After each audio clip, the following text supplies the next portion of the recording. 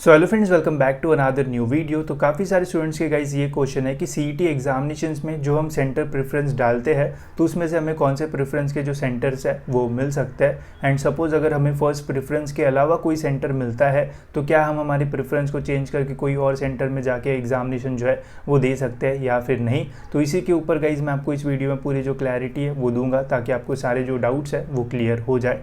तो centre preference guys जब हम अपना फॉर्म भरते हैं तो वहाँ पर हम डालते हैं कि पहला प्रेफरेंस नागपुर चाहिए, दूसरा मुंबई, ऐसे ऐसे 4 प्रेफरेंस हमें जो है वो डालना पड़ता है। आउट ऑफ महाराष्ट्र स्टूडेंट्स को भी वहाँ पे सेंटर प्रेफरेंस वगैरह जो है वो आते हैं। ठीक है, अब देखो गाइज मैं आपको एक चीज़ बता देता हूँ, सेंटर प्रेफरेंस जो होते हैं वो जनरली ऐसे होते हैं जिसमें जो स्टूडेंट्स फर्स्ट प्रेफरेंस डालते हैं मैक्सिमम टाइम्स उन्हें फर्स्ट प्रेफरेंस का ही जो सेंटर है वो मिलता है। ठीक है, सपोज अगर आप नागपुर के कैंडिडेट हो, आपको नागपुर में ही सेंटर चाहिए तो फर्स्ट प्रेफरेंस में अगर आपने नागपुर डाला होगा तो मैक्सिमम टाइम्स आपको नागपुर का ही जो सेंटर है वो मिलता है। ठीक है, बट कभी कभी क्या होता है, सपोज मुंबई रीजन है या फिर पुणे रीजन है जहाँ पे नंबर ऑफ जो स्टूडेंट्स है वो बहुत ज़्यादा है। ठीक है, तो बहुत सारे स्टूडेंट्स अगर पुणे का ही फर्स्ट प्रेफरेंस डालते हैं तो उस टाइम अगर पुणे में जितने सेंटर्स है वहाँ की कैपेसिटी अगर फिल आउट हो जाती है एंड उसके बाद भी बहुत सारे पुणे के जो स्टूडेंट्स है वो बच जाते हैं तो फिर हो सकता है कि कुछ स्टूडेंट्स को सेकेंड प्रेफरेंस का भी जो सेंटर है वो मिले। ठीक है, तो ऐसा होता है कि फर्स्ट प्रेफरेंस का सपोज अगर आपको सेंटर नहीं मिलता है तो सेकेंड या फिर थर्ड का भी जो है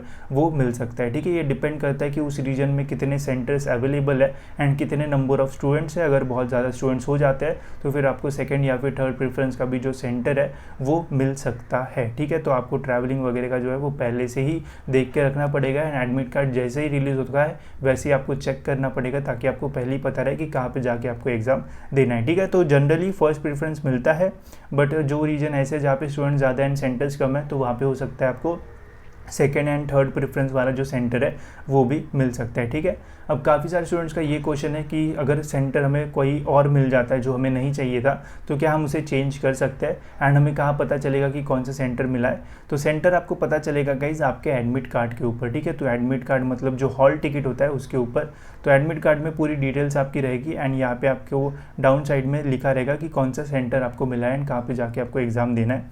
जैसे इस स्टूडेंट को लास्ट ईयर मिला था JSPM Sawant institute of technology and research, फिर यहाँ पे गेट नंबर, ये पूरा मतलब वागोली, ये सारी चीज़ें पिन कोड वगैरह जो है वो दिया रहता है। ठीक है, तो यहाँ पे जाके इन्हें जो है वो एग्ज़ाम देनी थी, तो आपको भी अपने एडमिट कार्ड में पता चल जाएगा कि कौन सा सेंटर आपको जो है वो मिला है। बट अभी काफ़ी सारे स्टूडेंट्स का ये पूछना है कि सेंटर मिलने के बाद क्या हम सेंटर को जो है वो चेंज कर सकते हैं। तो इसका आंसर गाइस क्लियर कट जो है वो ना है। अगर आपको एडमिट कार्ड में एक बार सेंटर प्रिंट हो गया तो उसके बाद गाइज आप अपना जो सेंटर है वो चेंज नहीं कर सकते हो। जनरली सीईटी की यही प्रोसेस है कि एक बार सेंटर आ गया तो उसके बाद कोई भी चेंजेस वगैरह जो है वो सेंटर में आप जो है वो नहीं कर सकते हो। ठीक है, तो आपको उसी सेंटर में जाके एग्ज़ाम देना पड़ेगा। सपोज अगर आपने नागपुर डाला था, नागपुर में सेंटर मिला तो आपके तो बल्ले बल्ले, बट अगर आपने सेंटर प्रेफरेंस डालते समय इतना ध्यान नहीं दिया, नागपुर डाल दिया, दूसरा डाल दिया मुंबई, एंड सपोज उस टाइम फर्स्ट प्रेफरेंस नहीं लगा एंड दूसरा लगा प्रेफरेंस मुंबई का, तो फिर आपको मुंबई में जाके एग्जामिनेशन जो है वो देना पड़ेगा। ठीक है, किसी ने अगर पुणे डाला फर्स्ट प्रेफरेंस, सेकंड डाला नागपुर गलती से, तो हो सकता है अगर सेकंड प्रेफरेंस का मिले तो उसको नागपुर में जाके भी जो एग्जामिनेशन है वो देना पड़ेगा। But maximum time first preference का सेंटर मिलता है, जो कि अच्छी बात है। अगर नहीं मिलेगा तो थोड़ा आपका बैड लक जो है वो रहेगा, बिकॉज वहाँ पे ट्रैवल भी आपको करना पड़ेगा एंड उसकी वजह से थोड़ा आपका शेड्यूल वगैरह जो है वो हेक्टिक हो सकता है। ठीक है, बाकी फर्स्ट प्रेफरेंस का अगर मिलता है तो बहुत अच्छी बात, मैं तो यही विश करूँगा कि सभी को फर्स्ट प्रेफरेंस का सेंटर मिले।